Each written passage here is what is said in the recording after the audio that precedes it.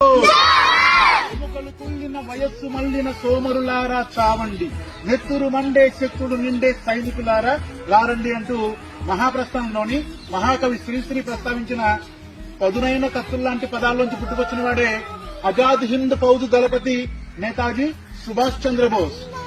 మన దేశంలో మనకు స్వాతంత్రం రాకముందు బ్రిటిష్ ప్రధాని అయిన అట్లీ ఒకానొక సందర్భంలో ఏమన్నాడంటే, ఒక్క నేతాజీ సుభాష్ చంద్రబోస్ ని మీరు మాకు అప్పగిస్తే మేము మీ దేశాన్ని వదిలేసి వెళ్ళిపోతాం అని చెప్పారు. తర్వాత 1947లో మనకు స్వాతంత్రం వచ్చాక ఈ అట్లీ సేన మొత్తం బ్రిటిష్ కు వెళ్లిపోయారు.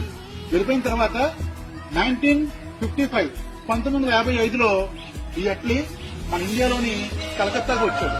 కలకత్తాకి వచ్చినప్పుడు కలకత్తా చీఫ్ జస్టిస్ గా ఎవరున్నారంటే ఫణిభూషణ్ చక్రవర్తి గారు. ఇతను అట్లీని అడిగారు, మీరు అంత సడన్ గా మా దేశాన్ని వదిలి ఎందుకు వెళ్లిపోయారు అని అడిగినప్పుడు అట్లీ చెప్పిన సమాధానానికి కలకత్తా చీఫ్ జస్టిస్ ఆశ్చర్యపోయారు. అసలు నేతాజీ ఏం చేశాడో మీకు తెలియదు.